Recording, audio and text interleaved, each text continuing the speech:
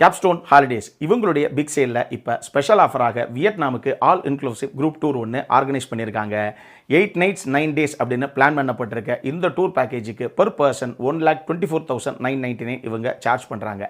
இதிலேயே உங்களுடைய visa, flight tickets, private transfer, 4-star hotel accommodation, breakfast, lunch and dinner, daily guide charges, all entry ஃபீஸ்லேருந்து water bottle வரைக்கும் எல்லாமே cover ஆகிடும். இவங்ககிட்ட எனக்கு பிடிச்ச 2 விஷயத்தில் முதல் விஷயம் ட்ராவல் நவ் பே லேட்டர் அப்படிங்கிற ஆப்ஷன் இருக்கிறதுனால நீங்கள் டூருக்கு போயிட்டு வந்து கூட அந்த அமௌண்ட்டை நீங்கள் ஈஸி மந்த்லி இன்ஸ்டால்மெண்ட்ஸில் பே பண்ணிக்க முடியும். 2வது விஷயம் Hoi An, Ninh Binh, ancient town, lantern boat ride அப்படிங்கிற மாதிரி மற்ற ட்ராவல் ஏஜென்சிஸ் யாருமே ப்ரொவைட் பண்ணாத சில யூனிக்கான பிளேசஸையும் சேர்த்தே இவங்க கவர் பண்ணுறாங்க. மேலே இருக்க நம்பருக்கு கால் பண்ணுங்கள். ஃபில்மி கிராஃப்ட் அப்படிங்கிற பேரை நீங்கள் ரெஃபர் பண்ணிங்கனாவே உங்களுக்கு 10,000 rupees ஃப்ளாட் டிஸ்கவுண்ட்டும் கிடைக்கும். அப்புறம் என்ன, ஃபேமிலியோட ஒரு இன்டர்நேஷ்னல் ட்ரிப், அதுவும் அஃபோர்டபுள் காஸ்ட்டில் போகணும் அப்படின்னு காத்துக்கிட்டு இருக்க நபரா நீங்கள் கேப்ஸ்டோன் ஹாலிடேஸுக்கு கால் பண்ணுங்கள். உங்களுடைய ட்ரீம் டெஸ்டினேஷனுக்கான டூர் பேக்கேஜை புக் பண்ணுங்கள். Hello viewers, welcome to Filmi Craft. நான் உங்கள் அருண். இந்த எபிசோடில் பாட்டில் ராதா படம் எப்படி இருக்குது அப்படின்னு தான் இங்கே நம்ம பார்க்க போகிறோம். படத்தில் நம்ம கதாநாயகன் பேசிக்காக இந்த டைல்ஸ் ஒர்க்கெல்லாம் பண்ணக்கூடிய ஒரு நபர். இவருக்கு மனைவி, 2 பிள்ளைங்க அப்படின்னு சொல்லி ஒரு அழகான குடும்பம். ஆனால் என்ன பிரச்சனை அப்படின்னா, நம்ம ஆள் ஒரு முழு நேர குடிகாரன், மதுப்பிரியர். அதனாலேயே இவர் குடித்த அந்த குடியே, இவருடைய குடியை எப்படி குடித்தது அப்படிங்கிறது தான் இந்த படத்துடைய மொத்த கதையை. இந்த படத்தை பொறுத்தளவுக்கு மதுவுக்கு அடிமையான நபர்கள், அது நீங்களாக இருந்தாலும் சரி, இல்லை உங்களுடைய நண்பர்களாக யாராக இருந்தாலும் சரி, அவங்க எல்லாத்துக்கும் நெத்தி போட்டில் அடித்த மாதிரி ஒரு நல்ல மெசேஜை இந்த படத்தில் சொல்லியிருக்காங்க இந்த டீமை.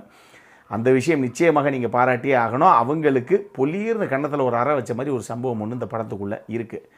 அதே நேரத்தில் பொதுவாகவே குடியை கெடுக்கும் அப்படிங்கிற அந்த ஒரு வாசகத்தை நம்ம ரொம்ப ஈஸியாக எங்கே பார்த்தாலும் அப்படி கடந்து போயிடுறோம் இல்லையா? ஆனால் உண்மையாகவே குடிக்கு அடிமையாகி அதிலிருந்து திருப்பி மீண்டே வர முடியாது அப்படிங்கிற நிலைமையில் இருக்கக்கூடிய நபர்களுக்கு இதனுடைய ஆஃப்டர் மேத் என்ன அப்படிங்கிறது தெளிவாக தெரியும். இருந்தும் அந்த அளவுக்கு அந்த போதைக்கு அடிமையானதுனால எல்லாத்தையும் தெரிஞ்சே தான் அவங்க உள்ளே போய் விழுகிறாங்க அப்படிங்கிற ஒரு விஷயம் இந்த படம் நம்ம பார்க்கும்போது நம்மளுடைய மைண்டில், பேக் ஆஃப் த மைண்டில் வந்துட்டு போகத்தான் செய்யுது. இந்த படத்தை ஆக்சுவலி ஒரு சீரியஸான சப்ஜெக்ட் தான் இது. பட் இருந்தும் இதை ஃபஸ்ட் ஹாஃபில் ஒரு பக்கம் காமெடி, செகண்ட் ஹாஃபில் ஒரு பக்கம் எமோஷனாக இந்த டீமு சொல்ல ட்ரை பண்ணியிருக்கு. படத்தில் நம்ம குரு சோமசுந்தரம், சஞ்சனா அப்படிங்கிற 2 பேர் தான் படத்துடைய சென்ட்ரல் கேரக்டர்ஸு அப்படின்னு சொல்லணும். அந்த ரீஹாபிலிட்டேஷன் சென்டருக்குள்ளே போய் மாட்டிக்கிட்டு இங்கேருந்து எப்படியாவது தப்பிக்கணும் அப்படிங்கிற அந்த ஒரு பதிவைப்போட இருக்கக்கூடிய அந்த காட்சி அமைப்புகளாகட்டும், செகண்ட் ஹாஃபில் ஒரு எமோஷனல் ட்ராமாவாக அந்த படம் மாறினதுக்கப்புறம் இவருக்கும் சஞ்சனாவுக்கும் இடையில் கிரியேட் ஆகக்கூடிய அந்த கான்ஃப்ளிக்ட், அதை அவர் எப்படியெல்லாம் ஹேண்டில் பண்ணுறதுக்கு ட்ரை பண்ணுறாரு அப்படிங்கிற அந்த காட்சி அமைப்புகளை ஹேண்டில் பண்ண விதமாகட்டும்னு சொல்லி குரு சோமசுந்தரம் ரொம்ப அட்டகாசமாக, நீட்டாக அந்த கேரக்டராகவே நின்றுருக்கார் அப்படின்னு நம்ம சொல்லலாம். சஞ்சனாவை பொறுத்தளவுக்கும் அந்த கிச்சன்லேருந்து வந்து குழந்தைகளை கட்டி பிடிக்கக்கூடிய அந்த ஒரு தருணமாகட்டும், கிளைமேக்ஸ் ஆகட்டும்னு சொல்லி அவங்களும் அந்த கதாபாத்திரத்துக்கு என்ன தேவையோ ரொம்ப அழகாக கொண்டு வந்திருக்காங்க ஸ்க்ரீனில் இன் டேர்ம்ஸ் ஆஃப் பர்ஃபார்மன்ஸு. படத்துடைய ஃபஸ்ட் ஹாஃபில் காமெடி முடிஞ்ச அளவுக்கு ஒர்க் அவுட் பண்ண ட்ரை பண்ணியிருக்காங்க. அதுக்கு லொல்லு சபா மாறன் மிகப்பெரிய அளவில் ஹெல்ப் பண்ணியிருக்கார் அப்படின்னே சொல்லலாம். அவருடைய முகமே ஒரு சில சீனில் அங்கங்கே ஸ்க்ரீனில் வரல அப்படின்னா கூட டப்பிங்கில் அதை மேனேஜ் பண்ணி அப்படி இப்படி மெயின்டைன் பண்ணி அந்த ஒரு சீனையும் கொஞ்சம் காமெடியாக மாற்றி விட்ருவோம் அப்படிங்கிற அளவுக்கு அவர் ஒரு சில வேலைகளை பண்ணியிருக்காரு. அவர் கொடுத்தது ரொம்ப நீட்டாகவே பண்ணியிருக்கார். இது போக ஜான் விஜயும் சரி, பாரி இளவழகனும் சரி, 2 பேரும் அந்தந்த கதாபாத்திரத்துக்கு என்ன தேவையோ அதை ஸ்க்ரீனில் கொண்டு வந்திருக்காங்க. ஓவராலாக படத்தில் கொடுத்தவங்க எல்லாருமே அவங்களுடைய கதாபாத்திரத்தை நீட்டாக கொண்டு வந்திருக்காங்க அப்படின்னே சொல்லலாம். ஷான் ரால்டனுடைய மியூசிக்கில் அந்த படத்துடைய பாடல்கள் நல்ல மெலடியாக நல்லாவே இருந்தது. ஆனால் அவருடைய ஜோக்கர் படத்தில் அவர் போட்ட அந்த பாடல்களுடைய ரிசம்பிளன்ஸு இந்த படத்து பாடல்களில் எனக்கு தெரிஞ்சுது. ஒருவேளைக்கு உங்களுக்கும் தெரியுமா என்னவோ, கேட்டு வேணா சொல்லுங்கள். இல்லை படம் பார்த்தீங்கன்னா அந்த பாடல்கள் எப்படி இருந்துச்சுன்னு வேணா சொல்லுங்கள். சரி, இதெல்லாம் ஒரு பக்கம் இருக்கட்டும். இந்த படத்தை பொறுத்தளவுக்கு நான் ஏற்கனவே சொன்ன மாதிரி ஃபஸ்ட் ஹாஃபு ஃபுல் காமெடியாகவும், செகண்ட் ஹாஃபு ஃபுல் எமோஷனல் ட்ராமாவாகவும் சித்தரிக்கணும் அப்படின்னு சொல்லி தான் இந்த டீம் ட்ரை பண்ணியிருக்கு. ஆனாலும் ஃபஸ்ட் ஹாஃபை பொறுத்தளவுக்கு காமெடி அப்படிங்கிறது அவுட் அண்ட் அவுட் காமெடி அப்படின்லாம் சொல்ல முடியாது. அங்கங்கே அப்படி லைட்டாக லேக்கிங் தெரியத்தான் செய்யுது. கொஞ்சம் ஒரு சில இடங்கள் போர் அடிக்குது அப்படின்னா அந்த இடத்துல மாறனை வச்சு இவங்க மேட்ச் பண்ணி கவுண்டர் கொடுத்து அப்படி இப்படி மேனேஜ் பண்ணி கொண்டு போயிருக்காங்களே ஒழிய ஃபஸ்ட் ஹாஃப்லேயும் ஒரு லேக்கிங் இருக்குது. செகண்ட் ஹாஃபை பொறுத்தளவுக்கு இது ஒரு எமோஷனல் ட்ராமா தான் அப்படின்னு சொன்னால் கூட அழுத்தமான ஒரு சில காட்சி அமைப்பில், ஏன் ஒரு சில இடங்களை நமக்கு கண்ணீரே வர வைக்கக்கூடிய அளவுக்கு ஒரு சில காட்சி அமைப்புகள் உள்ளே இருந்தாவே கூட ஒரு குடிகாரனுடைய குடும்பம் இந்த குடியினால் எந்த அளவுக்கு சீரழிஞ்சு போகும் அப்படிங்கிறத சினிமாவில் இவங்க காமிச்சாதான் நமக்கு தெரியுமா என்ன?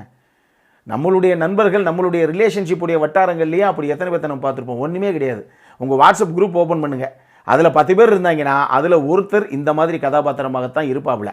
எங்கே ஒருத்தர் 10 பேர் அப்படி தான் அப்படிங்கிறீங்களா? அது ஒன்றும் கிடையாது. இப்போ ஜென்ரேஷன் அப்படி மாறி போச்சு. இப்போல்லாம் குடிக்கிறேன் அப்படின்னா தான் அது ஒரு கெத்து. என்ன பஸ்ஸு இவர் நான் குடிக்கவே மாட்டேங்கிறாரு அப்படின்னு நம்மளை சொருநாய் பார்க்குற மாதிரி தான் பார்க்குறாங்க இப்போல்லாம். அதனால் இன்றைக்கி அப்படித்தான் உலகம் நடந்துக்கிறது. அதனால் நம்ம ஏற்கனவே நமக்கு தெரிஞ்ச ஒரு விஷயம்தான், அதை அவங்க பெரிய ஸ்க்ரீனில் போர்ட்ரே பண்ணணும் அப்படின்னு ட்ரை பண்ணியிருக்காங்க. கொஞ்சம் வித்தியாசமாக ட்ரை பண்ணியிருக்காங்க அப்படின்னு தான் நான் சொல்லுவேன். ஆனால் ஃபஸ்ட் ஹாஃப் செகண்ட் ஹாஃப்னு ரெண்டுலேயுமே டெஃபினட்டாக ஒரு லேகிங் இருக்கத்தான் செய்யுது. இந்த படத்தில் எப்படியாவது ஒரு ஹை மொமெண்ட்டை ஒரு இடத்துல கிரியேட் பண்ணிடணும் அப்படிங்கிறதுக்காக, அது எந்த இடம்னு நான் சொல்லலை, ஆனால் கிரியேட் பண்ணிடணும் அப்படிங்கிறதுக்காக ஒரு கதாபாத்திரம் ஒரு விஷயத்தை வெட்டி எடுத்து கொண்டு வந்துடும். அது ஒரு இடத்துல தான் மீதி கூட வர்ற 2 பேத்துக்குமே ரிவீல் ஆகும். ஐயோயோ அப்படின்னு தெரிச்சு ஓடுவாங்க. இது எதுக்கு சொல்கிறேன் அப்படின்னா, அப்படி ஒரு சம்பவத்தை அந்த கதாபாத்திரம் பண்ணிருச்சு இல்லை. ஆக்சுவலாக அந்த சீன் இந்த கதைக்கு பெருசாக தேவையே கிடையாது. இருந்தும் அந்த ஹை மொமெண்ட்டை கிரியேட் பண்ணுறதுக்காக அவங்க வச்சுருக்காங்க. சரி விடுங்க.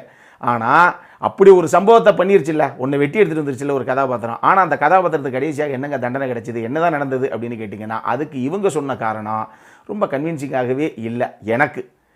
சரி, இதெல்லாம் ஒரு பக்கம் இருக்கட்டும். ஒரு குடிகாரனை நம்ம கல்யாணம் பண்ண போகிறோம். இந்த படத்துலேயே கதாநாயகன் கதாநாயகி 2 பேரும் அரேஞ்சு மேரேஜுங்கிற மாதிரிலாம் காட்சி எங்கேயும் இருக்காது. 2 பேரும் லவ் மேரேஜ் லவ் பண்ணிட்டு சுற்றிட்டு இருக்காங்க, லவ் மேரேஜ் பண்ணிக்கிட்டாங்க அப்படிங்கிற மாதிரி தான் காட்சி அமைப்பிலே இருக்குது. அப்படி இருக்கும்போது லவ் மேரேஜில் குறிப்பாக 2 பேருமே எப்படிப்பட்டவங்கிறது நிச்சயமாக நம்ம 2 வருஷம் லவ் பண்ணும்போதே நமக்கு தெரிஞ்சு போகும். அப்படி இருக்கிற பட்சத்தில் இவர் இவ்வளோ பெரிய குடிகாரன் அப்படிங்கிறது அந்த அம்மாவுக்கு முதல்லே தெரியாதா? இல்லை அதையும் தாண்டி பரவாயில்ல நான் அவரை கல்யாணம் பண்ணிக்கிறேன் அப்படின்னா என்ன காரணத்துக்காக அந்த அம்மா கல்யாணம் பண்ணிக்கிட்டாங்க அப்படிங்கிற அந்த முன்கதை சுருக்கம்லாம் எதுவுமே பெருசாக இவங்க எக்ஸ்ப்ளோர் பண்ணவே கிடையாது. அதுவும் எனக்கு ஒரு நெருடலாகவே இருந்தது இந்த படத்தில். மொத்தமாக இந்த படம் எப்படி இருக்குது அப்படின்னு கேட்டிங்கன்னா, நான் சொன்ன மாதிரி மதுவுக்கு அடிமையான நபர்களுக்கு நிச்சயமாக ஒரு பெரிய பாடத்தை எடுக்கக்கூடிய ஒரு படம் தான் இது. ஆனால் ஜென்ரல் ஆடியன்ஸை பொறுத்தளவுக்கு ஒரு ஓகேஷ் வாட்ச் தான் அப்படின்னு நான் சொல்லுவேன். அடல்காரண்டை பொறுத்தளவுக்கு இந்த படத்தில் எதுவும் கிடையாது. நீங்கள் ஃபேமிலியோடு பார்க்கணும் அப்படின்னா பார்க்கலாம். இந்த படம் இப்போ தியேட்டர்ஸில் வெளியாகிருக்கு.